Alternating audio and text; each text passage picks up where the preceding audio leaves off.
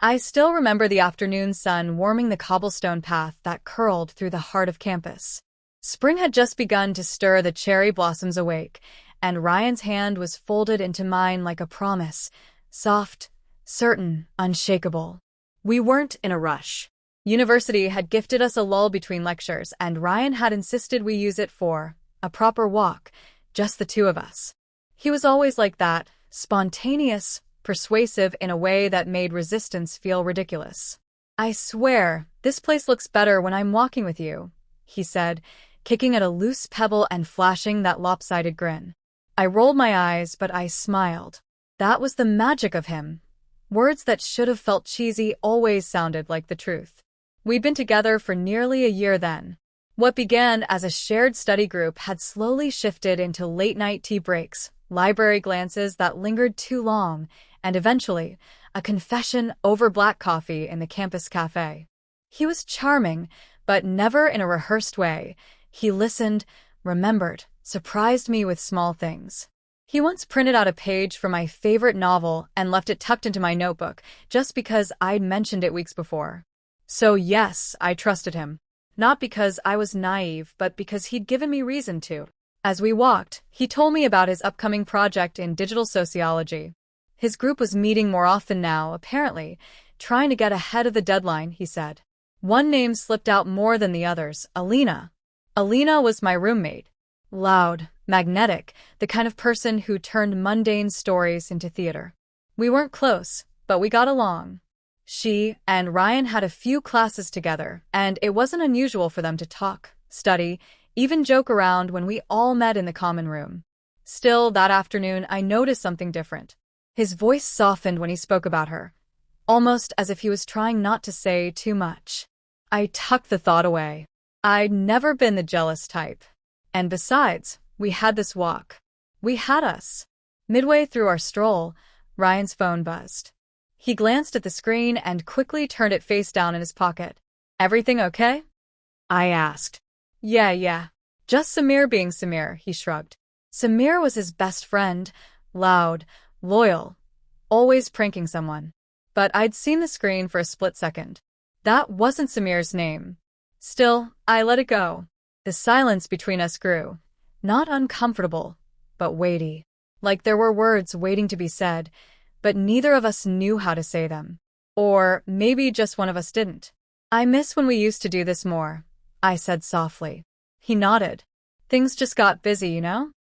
I nodded too, even though I didn't really know. Busy wasn't new.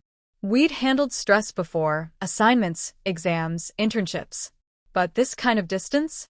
It felt unfamiliar, and more than that, uninvited. We reached the edge of the campus pond, where a bench overlooked the water, littered with petals from the wind. He sat, pulling me down beside him. I leaned my head on his shoulder. "Do you ever think about the future?" I asked, unsure why it suddenly felt urgent to ask. "Sometimes," he said. "It's blurry, but you're in it." It should have made me melt. Instead, I felt myself stiffen, like the words were just a little too perfect, like they'd been rehearsed in a mirror. Another buzz. This time, he didn't check it at all. "I actually need to head out," he said, standing up abruptly. "Forgot I promised the group I'd meet them early today." I forced a nod, swallowing the sting of disappointment. He kissed me on the forehead, his usual goodbye, but the gesture felt mechanical, like a habit he was trying to maintain. "See you tonight?" I asked. "Maybe. Depends how long this meeting goes." And just like that, he was walking away. No backward glance. No teasing remark. Just disappearing into the crowd of students, into whatever waited for him beyond my reach. I sat alone for a while, watching ripples disturb the pond's surface, wondering if I'd just imagined the shift in him, or if I was finally seeing something that had always been there. That walk was supposed to be a memory I'd treasure. Instead, it became the moment I first began to wonder. What do you do when the person you trust most starts to feel like a stranger? The days that followed our walk were filled with silence that stretched far too wide. Ryan wasn't absent, not entirely. He replied to messages, showed up to class, even sent the occasional goodnight text. But something was missing. Not in his words, but in the way he used them. I told myself it was stress. Final year projects. Internship interviews. The usual suspects. But I noticed things. Tiny details that only someone in love would catch. He stopped using my name in texts. Our inside jokes dried up. And he no longer mentioned Alina, which made me think of her even more. One evening, I walked into our dorm to find Alina sprawled across her bed, earbuds in, phone glowing. She didn't notice me at first. Her face was relaxed in a way that made me pause, soft, satisfied, like someone who had a secret and no intention of sharing it. "Hey," I said. She pulled out one earbud, smiling too quickly. "Hey. Long day." I nodded. "Saw Ryan today?" She blinked, then shook her head. "Nope. Haven't seen him since last week." Her lie wasn't smooth. It wobbled slightly in her voice. But she didn't give me time to press, popped her earbud back in, and turned toward the wall. That was the first time I felt it clearly. The suspicion. The splinter of doubt I couldn't yank out, no matter how many times I tried to dismiss it. Later that week, Samir and I crossed paths at the campus canteen. He offered me a plate of fries from his tray, grinning like always. "Haven't seen you two around much," he said, grabbing a seat beside me. "Yeah, he's been busy with the project," I replied, trying to sound casual. "Yeah, Alina's been practically glued to him lately. I joked they should just date and get it over with." He laughed. I didn't. He noticed, frowned, then added quickly, "I didn't mean it like he's your guy. I was just messing around." But the words hung in the air like smoke. I excused myself, suddenly too full to eat. The next few days blurred into a silent investigation. I wasn't proud of it, but I started paying attention. Ryan wore a hoodie I knew I'd never seen before. Alina's perfume clung to it faintly. Her charger, identical to mine, went missing from our dorm. Days later, I found one tucked into Ryan's backpack when he asked me to grab his notes. I asked him once, cautiously, "Have you been spending a lot of time with Alina?" His eyes didn't even flicker. "She's in my group. What do you expect?" "I'm just asking." "You always do this when I'm under pressure," he said. "Can you not?" That night, I didn't sleep. I watched the light from Alina's screen flicker across the ceiling and wondered what stories it held, what texts she might be sending, and to whom. Then came the breaking point. I returned to campus early after a weekend away. A family obligation had cut short. I didn't tell anyone I was coming back that day, not Ryan, not Alina. Our dorm was unusually quiet. I stepped inside, dragging my suitcase behind me. I heard a muffled laugh. It came from my room. My heart thudded. For a moment, I thought maybe she had a friend over, someone I didn't know. But as I opened the door, time slowed. Ryan sat on the edge of my bed, shirtless. Alina leaned against him, tangled in a blanket that was unmistakably mine. They froze. I stood in the doorway, my suitcase still beside me. Alina's mouth parted, but no sound came out. Ryan's eyes widened, panic rising. No one moved. I didn't scream. I didn't cry. I just looked at them, at her flushed face, at his guilt-soaked expression. The pieces rearranged themselves in my mind faster than I could feel the pain. "I forgot something," I said finally, my voice hollow. "But clearly, so did you." Then I turned, walked out, and didn't look back. He chased after me. On the stairs, he caught my wrist. "Maya, please." It wasn't what it looked like. I stared at him. He dropped his hand. "It just happened," he whispered. "It was a mistake." I swallowed hard. "No, Ryan." Mistakes don't repeat themselves in secret. I left campus that night and crashed on a friend's couch, staring at the ceiling until sunrise. That was when the tears came.